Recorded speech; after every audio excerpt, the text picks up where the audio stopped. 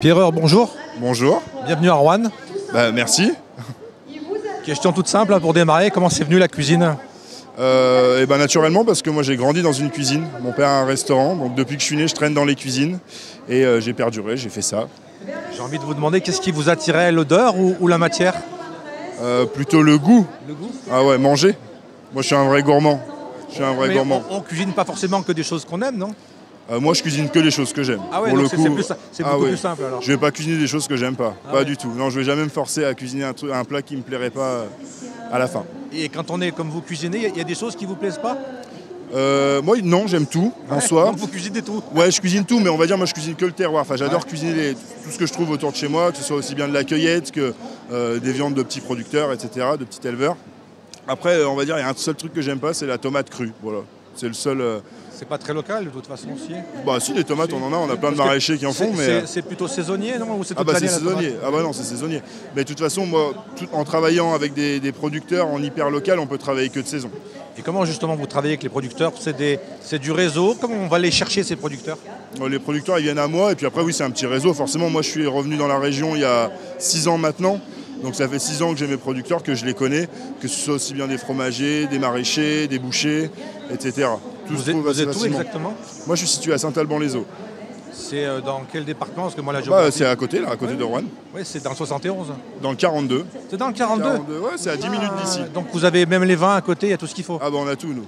À boire, à manger, du cochon, de la viande, du vin. Votre spécialité, c'est quoi? J'ai pas vraiment de spécialité, mais je dirais plutôt les produits carnés quand même. J'aime cuisiner la viande. Votre participation à une émission de télé, ça a changé votre vie ou alors c'est un petit plus au niveau communication? Ouais, c'est un gros plus de visibilité surtout. Et puis ça offre la visibilité du coup des événements à droite à gauche, partout en France et même à l'étranger. Très bien. Quels sont les projets qui viennent dans le futur? Ça serait l'ouverture d'un restaurant, j'espère. Ouais. Mais bon, pour le moment, il va falloir un peu de temps. Il faut que je continue. Dans la région ou alors Bien plus sûr, sur moi je suis Paris? hyper chauvin, donc Ah, vous êtes je resterai chauvin. chez moi. Ouais. Si vous nous conseillez un seul produit, un seul plat à garder, ce serait lequel? Ouais, je dirais les épinards à la crème de ma grand-mère. Voilà. On a goûté le canard, il était excellent. Merci beaucoup. Merci beaucoup. Merci à vous. Massoud, bonjour. Bonjour Gilles. On est très heureux de vous retrouver ici au Salon de la gastronomie de Roanne. On est au Scarabée à Riorges. J'ai presque envie de dire un Stéphanois, mais vous êtes de Saint-Romain-le-Puy. Comment on se retrouve sur un salon de la gastronomie à Roanne? Disons dès le départ, la création de ce salon, j'ai été amené par un ami boulanger en bio des Coteaux, M. Cornelu qui est là. En présentant ici, dès le départ, on a accroché côté familial en fait. Ce salon, il est un petit peu l'exposant, ils se connaissent les uns et les autres depuis des années. Et ce côté accroche familial fait des telles sortes. En fait, j'ai eu, comme tu dis, je n'étais pas d'ici, mais j'ai eu un bon sentiment. Ils m'ont bien accueilli, quoi. Un bel accueil. C'est la 41e édition. Qu'est-ce qu'on peut retrouver sur votre stand? Je sais que vous êtes le roi du café, mais qu'est-ce qu'il y a d'autre? Disons, en tant que torréfacteur depuis une vingtaine d'années sur le Saint-Romain-le-Puy, on a développé la société autour de les autres produits annexes, comme le chocolat à base de fèves de cacao qu'on torréfie nous-mêmes. Et puis après, il y a mes produits iraniens comme les dattes fraîches qu'on les fait venir à chaque fois à l'occasion de l'arrivée. En même temps, il y avait d'autres sociétés qui sont tournées autour de nous, comme la bière de Pilat, le soupe de l'Ardèche, ainsi de suite pour la diffusion. également. Tout à fait, oui. Avec le produit iranien, on a apporté le thé noir d'Iran qu'on a baptisé Caspienne. C'est la mer Caspienne. Donc c'est un thé complètement, je dirais, assez goûteux, très peu de caféine et pas très dérangeant. Au niveau du café, qu'est-ce que vous nous conseillez? Parce qu'il y a une gamme large, vous torréfiez vous-même votre café. D'ailleurs, je conseille, je ne sais pas, est-ce que c'est possible d'aller vous voir quand vous torréfiez le café? Évidemment, bien sûr. Chaque lundi et mardi, on est présent sur le lieu pour une visite guidée où tout soit fait sous réserve de réservation, comme on dit. Et on est disponible toujours, quoi. Puis on délègue les gens pour venir nous voir, il n'y a pas de problème. Parce que voir la torréfaction, c'est un vrai délice pour les narines. Hein. Tout à fait. À partir du moment où on est en contact avec les clients, qu'on leur explique ce qu'on sait faire, même si c'est très peu de choses, la matière première de A à Z, ça permet de leur expliquer d'où ça vient, pourquoi on fait torréfier monocépage, pourquoi on torréfie à telle température et pourquoi on fait l'assemblage à froid. Tout ceci, c'est un petit savoir-faire que les gens, ils aiment bien nous trouver en fait là-dedans pour qu'ils se retrouvaient, mieux se retrouver. Vous étiez parti d'une petite entreprise, maintenant vous êtes une grande entreprise. Vous vous adressez à qui finalement? À des grossistes, à des commerçants et à des particuliers aussi pour votre échelonnage de vente? Bien sûr. Disons, avant tout, on est dédié à des magasins professionnels, les réseaux particuliers dans lesquels on trouve les gammes bio, parce que toute notre production est en bio et équitable. Et puis après là, à travers certains salons comme le salon gastronomie Casto, le salon de producteurs à Andrézieux 20, 21, 22 décembre, et puis d'autres petits salons comme le Tatou Juste la semaine prochaine, on est avec les particuliers, mais surtout notre conseil est de trouver la clientèle et de lui dire d'aller dans le magasin les plus proches. Donc sur les coups, le réseau qu'on a créé, quand on les rencontre les clients avec nous, on les envoie dans les boutiques. Quel est l'avenir, l'ambition de Massoud? C'est de se développer encore, c'est de créer de nouveaux cafés? Tout à fait. Ce n'est pas l'ambition qui manque, ni envie. On se connaît depuis pas mal de temps, cher ami. Mais c'est qu'à un moment donné, je pense que le frein de l'âge ne permet pas d'avancer et abuser davantage. Il va falloir un jour ou l'autre trouver un repreneur qui souhaiterait développer davantage et avec qui on aura, comment dirais-je, on va la garder avec nous, qu'il puisse devenir, pas nous, que lui, il devient lui, quoi, comment dirais-je, qu'il y ait un avenir pour une création. Vous seriez une sorte de tuteur et après il se développe. Tout à fait, tout à fait. On souhaite qu'un développement continue après nous pour que les Ligériens, les gens qui nous ont connus... Ils aient des bons produits. Voilà, c'est ça. Et puis surtout que ces liens ne soient pas perdus quoi, au sein de notre département. Je pense qu'on a besoin d'autres créateurs, d'autres personnes qui puissent être en lien comme on a créé à travers Loire et Saveurs et le pôle agroalimentaire. Quoi. Ce sont les associations à laquelle ça a été créé pour un développement dans notre région. Pour terminer, une dernière question. Vous êtes le roi du café, Massoud. Qu'est-ce que vous nous conseillez en 2024 comme arôme à découvrir? Je dirais que Make Great Koto Again. Disons, le meilleur café, je pense que c'est le palais de chacun, franchement. Disons, on ne peut pas dire que ce café, il est excellent, qu'il y a une différence avec un autre. Disons, en termes de dire bon et mauvais, il doit disparaître. On peut dire qu'il a un goût différent. On n'a pas de palais identique. Et le goût de chacun est différent. Et sachant quand même, vous venez de prendre un vin après le repas, on vous propose un café derrière. Et puis si vous venez de manger la glace avant, quel type de café il faut vous proposer? Donc déjà, vous mangez des poissons. Bon, c'est comme le vin, quoi, qu'on doit proposer avec l'avion, le poisson, ainsi de suite.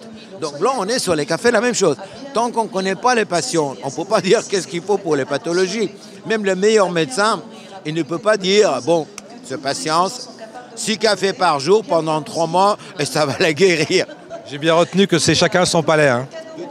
Massoud, merci beaucoup et puis je vous souhaite un bon salon et j'espère qu'on se recroisera à nouveau sur les salons. Avec plaisir, ami. Votre venue, ce sera bienvenue. Et bonne continuation. Et si quelqu'un veut reprendre, c'est maintenant ou jamais. Hein. Clément, bonjour. Bonjour. Alors vous venez de Saint-Étienne et vous faites du coin, ce qui est une recette traditionnelle, puisque vous m'avez dit en préambule que ça vient de votre grand-mère. Oui, c'est ça, arrière-grand-mère même. On a fait de la liqueur de coin, on a attaqué depuis 2 ans. Et voilà, on s'est lancé là-dedans et on commence à faire des salons, à bosser avec pas mal de monde. Et voilà, c'est une recette qu'on a plaisir à travailler. Et comment est venu le déclic? Comment ça, vous avez eu envie de le commercialiser? Alors, on a fait des tests au début, on a fait quelques litres. On a fait goûter à tout le monde autour de nous. La réception était plutôt bonne, donc on a dit on se lance, voilà, on monte notre boîte et on attaque. Vous avez démarré quand? On a démarré première production novembre 2022. Et aujourd'hui, vous vendez à vos amis, à vos connaissances, vous avez déjà un réseau, vous allez voir les restaurateurs. Comment ça se passe au niveau de la distribution? Mais voilà, c'est ça. Alors, on a les amis et les réseaux, évidemment, ça a beaucoup joué, surtout au début. Après, oui, restaurateurs, cavistes, beaucoup sur Saint-Étienne. On commence à regarder, à s'étendre un petit peu autour. Voilà, aujourd'hui, on est au salon de la gastronomie au Coteau vers Roanne. Voilà, c'est la deuxième année qu'on fait le salon, on essaye de s'étendre un petit peu. Vous essayez d'être référencé dans les grandes surfaces, comment ça se passe? Alors, on n'a pas encore essayé. On a vu des propositions au début, mais là, on ne produisait pas assez pour pouvoir répondre à la demande. Donc là, on va y regarder à partir de cette année. Ouais. Hors salon, quand on veut boire votre produit, faire goûter à nos amis, justement, où c'est qu'on trouve des bouteilles? Alors, quasiment tous les cavistes en centre-ville de Saint-Étienne. Voilà. La cave Jovin qui est vers la Bourse du Travail. On a la cuisine sur cour aussi qui est en centre-ville.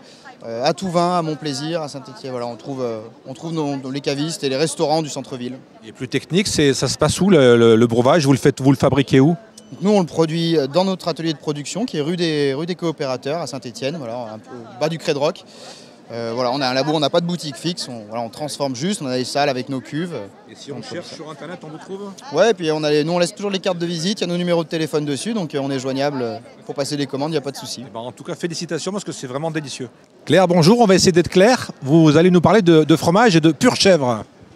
Voilà, donc nous sommes producteurs de fromage de chèvre en appellation AOP Charolais. Donc nous avons une enclave de l'exploitation qui descend de la zone de Charolles. C'est la raison pour laquelle nous vous pouvons proposer donc, cet affinage AOP Charolais très particulier qui propose des fromages avec une pâte très crémeuse et un goût de chèvre très particulier par rapport à l'affinage traditionnel. On est à 100% de chèvre.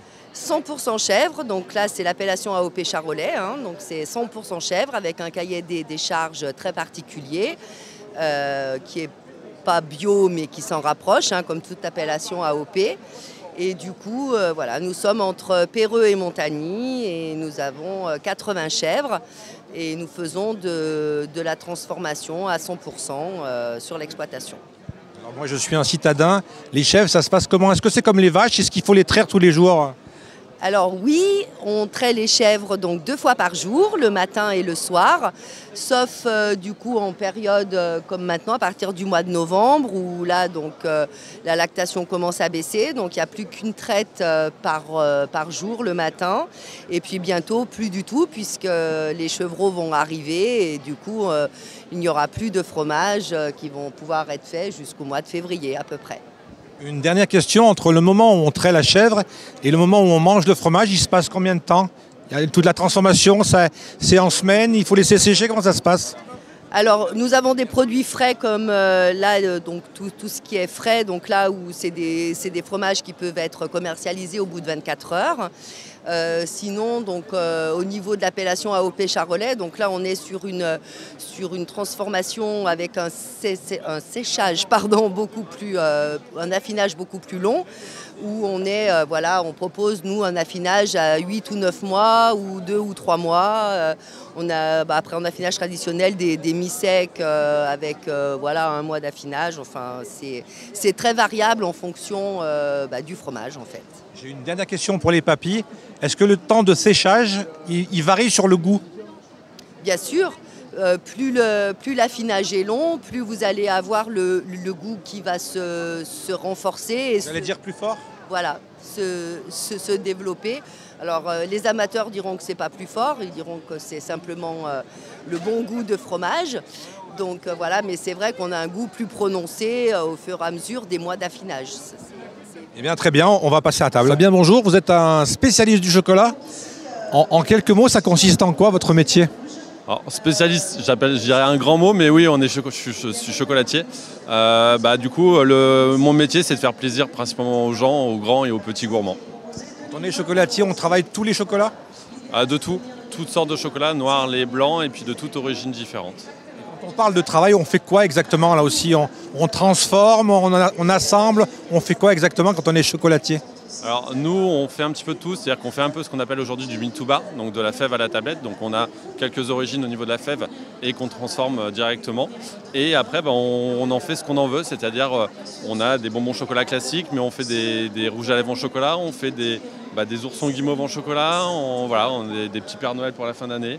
plein de choses différentes qu'on ne retrouvera pas ailleurs. Et vous vous adressez à quel public, public et privé, les professionnels? Comment ça se passe là aussi au niveau des ventes? Alors aujourd'hui, on a de tout. C'est-à-dire qu'on a notre boutique à Charlieu, donc, qui est au niveau de la place de la Bouverie, où là, on est accessible à tout commerce, donc aussi bien particulier que professionnel. Et on exporte aussi, que ce soit en France ou à l'étranger. Donc on a aujourd'hui le marché sur le Japon. On exporte énormément sur le Japon. On est sur la Finlande aussi, qui est en début d'année. Est-ce qu'ils vous demandent des goûts particuliers, ces pays-là? Non, pas spécialement, parce que du coup, ils sont très attachés aux produits français. Donc, Donc du coup, non, on est assez libre de nos choix sur ce qui... Ça veut dire qu'on peut vous commander par Internet? Alors non, pas aujourd'hui. On est trop petit, ça fait que 2 ans qu'on est installé. Et on n'est que petit, j'ai que 2 personnes au labo et une vendeuse. Et on n'arrive pas encore à tout faire. Donc ça viendra un jour, mais aujourd'hui, c'est encore trop tôt.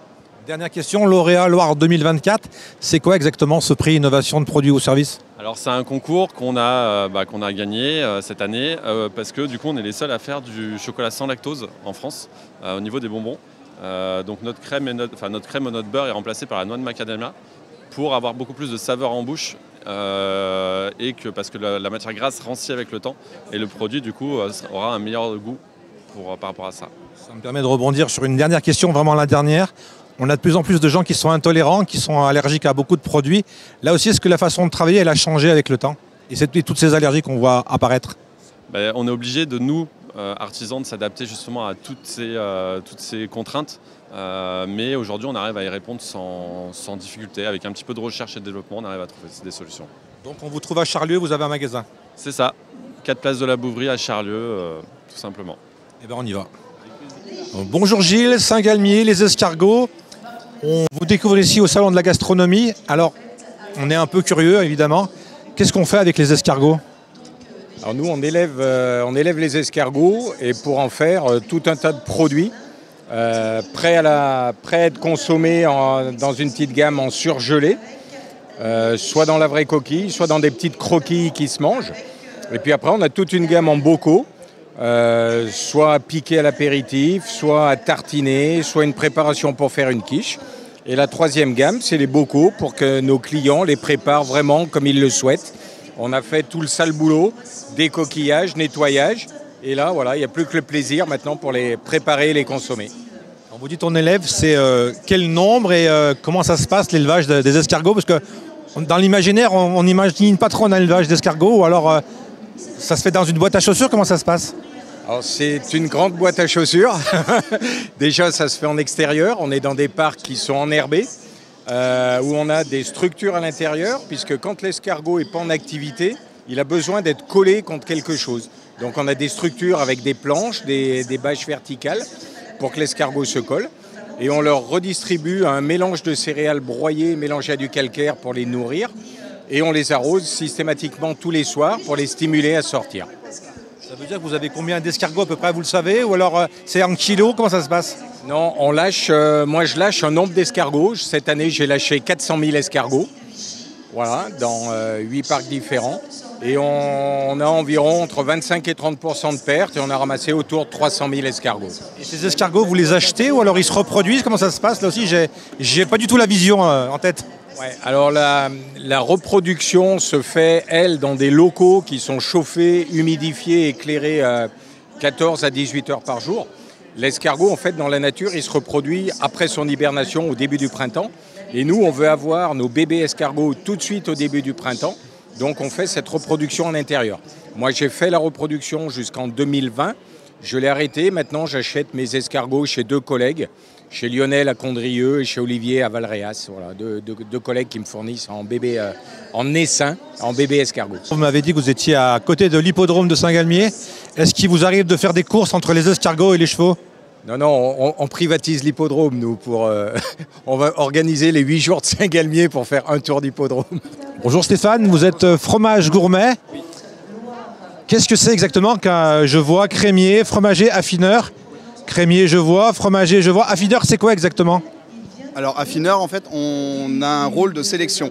On va acheter, sélectionner les produits qui nous plaisent déjà pour leur fabrication. On va chez nos fermiers, on sélectionne par rapport à l'élevage, à comment c'est comment le fermier voit les choses. On s'entend sur cette manière de faire.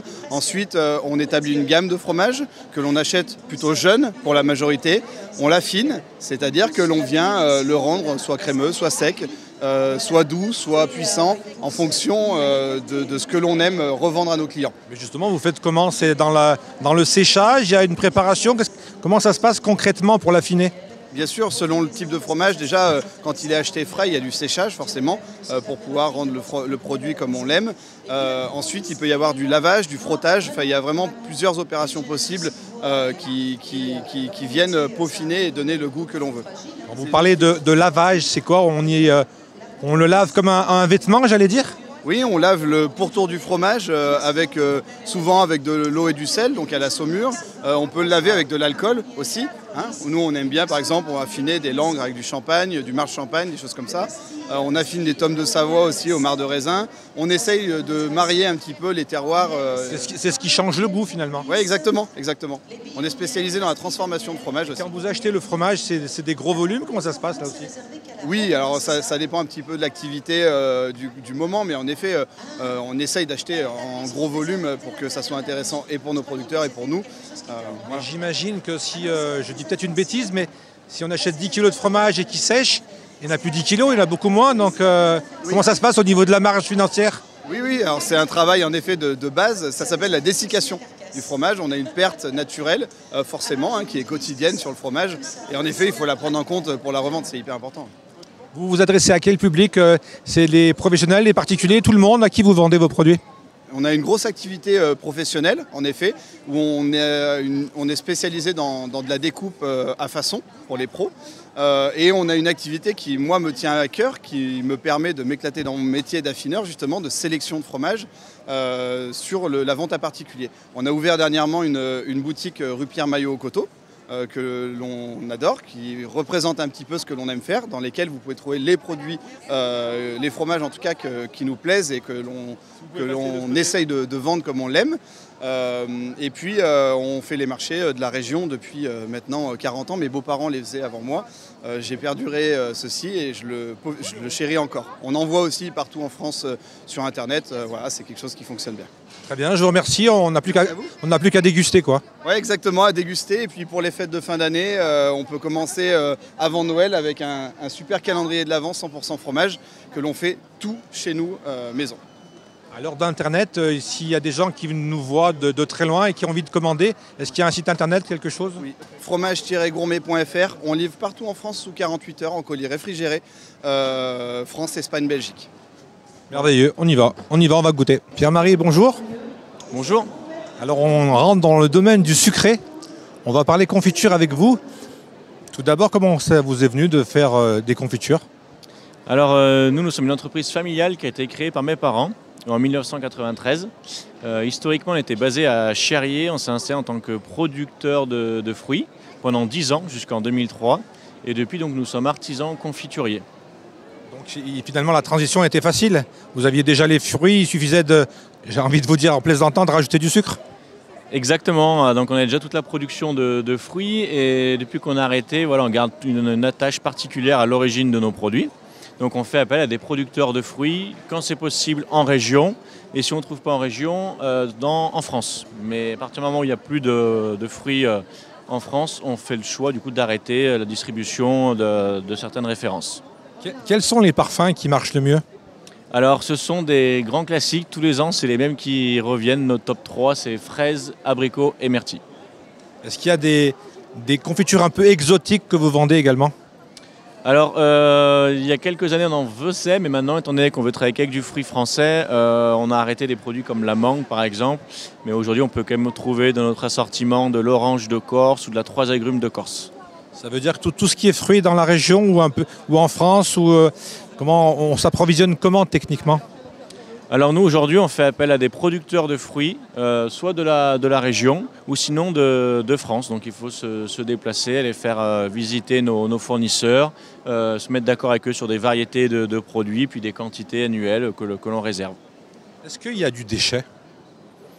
Alors sur la partie transformation, non, il y a très peu de déchets. Après il y a évidemment un petit peu de perte au moment du conditionnement, mais c'est quelques pourcents.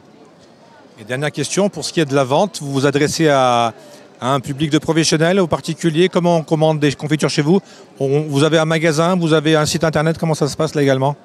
Alors nous, on est basé à Pouilly-les-Nonains, donc au nord du département de la Loire, à côté de Roanne. Et donc on a un point de vente sur notre lieu donc, de transformation à Pouilly. On a également un site internet marchand. Et vous pouvez retrouver nos produits dans toutes les grandes et moyennes surfaces du département et alentour, donc dans la Loire, le Rhône, la Haute-Loire et le Puy-de-Dôme. Donc on travaille avec des enseignes comme Carrefour, Auchan, Intermarché, en livraison directe. On rappelle que c'est les confituriers du Vieux Cherrier. Juste une question un peu personnelle. Vous, quel est votre parfum préféré et quel est celui que vous aimez le mieux travailler? Alors moi, mon parfum préféré, c'est la framboise. Parce qu'on sent vraiment, c'est une référence qui est très parfumée. Et donc moi, c'est mon parfum préféré de loin. Et ça se travaille, tous les fruits se travaillent de la même façon ou alors il y a des différences de traitement? Non, il y a des fruits qu'on peut pas, des fruits qu'on va devoir raffiner, typiquement comme la framboise pour enlever les petits grains. Donc on va devoir raffiner la framboise. D'autres produits qu'on va devoir mixer, ce qu'on les reçoit entiers. Parce que nous, on essaie d'avoir une texture plutôt lisse, tartinable. Donc on travaille avec des préparations de fruits sans morceaux. Frédéric Tefdeh, bonjour. Bonjour. Merci de nous accueillir ici au Salon de la Gastronomie. C'est la 41e édition. Sans vous demander la genèse, il y a 41 ans. Quelle est un peu l'histoire de ce salon? Alors c'était un salon du vin en préambule dans les années 80, dirons-nous. Et puis doucement, on est passé sur la gastronomie avec les produits du terroir et puis les produits locaux, bien évidemment.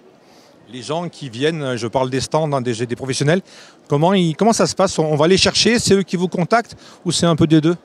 C'est un petit peu des deux. Alors grâce à notre antériorité, forcément, beaucoup viennent depuis le début.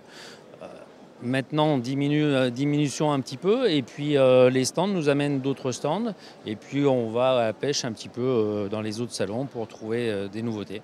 Aujourd'hui, vous avez combien de stands?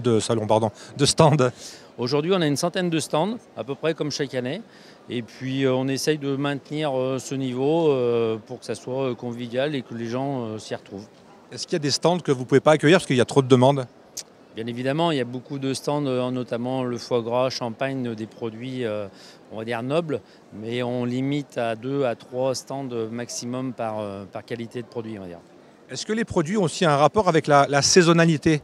C'est-à-dire que là, on est en novembre, bientôt c'est Noël. Est-ce qu'on n'accueille pas les mêmes stands qu'on aurait pu accueillir peut-être au mois d'avril? Oui, je dirais forcément, les produits ne se consomment pas de la même manière. Et effectivement, comme on approche de la fin d'année, on ne va pas spécialement chercher les produits que pour la fin d'année, mais c'est ceux-ci qui fonctionnent le mieux, je dirais. Aujourd'hui, on est dimanche, à 15 h, il y a un grand rendez-vous. Est-ce que vous pouvez nous en dire plus? Alors, chaque année, on essaye de mettre des thèmes avec des chefs locaux qui viennent faire des démonstrations sur des recettes qu'ils connaissent bien évidemment par cœur et qu'on fait déguster derrière au public. On est dans la région de Roanne. Est-ce qu'il y a un plat particulier qui est... À Saint-Étienne, on parle de la râpée. J'ai envie de dire, si on va à Charlieu, on parle de l'andouille. Vous, ici au Coteau, est-ce qu'il y a un plat? Au Puy, on parle des lentilles. Est-ce qu'il y a quelque chose de particulier? Malheureusement, non. Nous, on est une région viticole aussi, donc on a le vin de la côte rouennaise. Mais après, en plat, on n'a pas spécialement de plat typique rouennais, je dirais.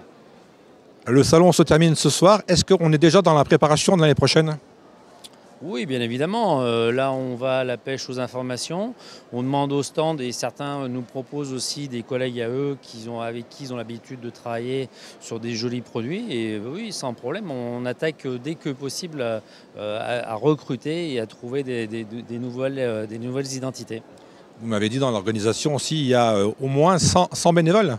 Oui, oui, le comité des fêtes est un gros comité, on va dire. Énormément de bénévoles viennent nous donner la main et on en a besoin parce que c'est une grosse organisation.